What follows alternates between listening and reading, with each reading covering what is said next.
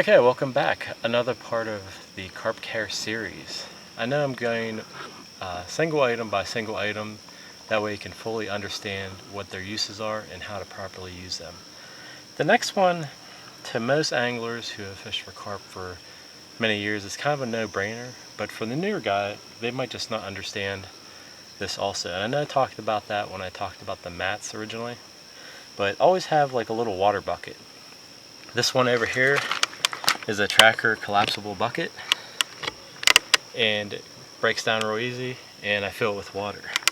Now, before I even cast a rod into the water, I make sure everything is nice and wet on my mat, and then also my waist sling.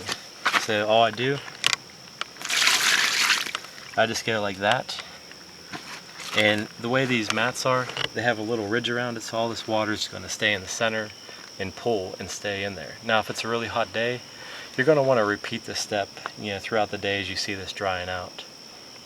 The other important thing is, as soon as I bring my fish up here, if this was dry, it'd pull all the slime off the fish, and that's how the fish fights off different diseases and bacteria when you release it back into the water.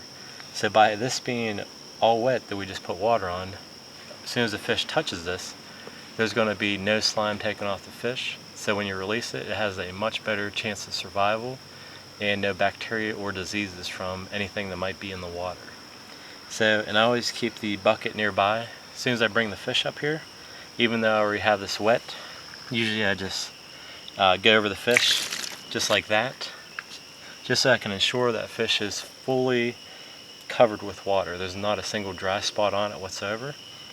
Because what's going to happen next is I'll pull the waist sling over top, and then I'm going to velcro this down.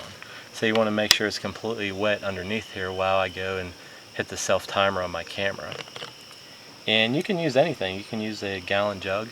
Like I said, here I'm using the tracker water bucket. You can use a normal bucket, as long as you have something to use to pour water onto the fish and make sure no slime is pulled off of that fish at all.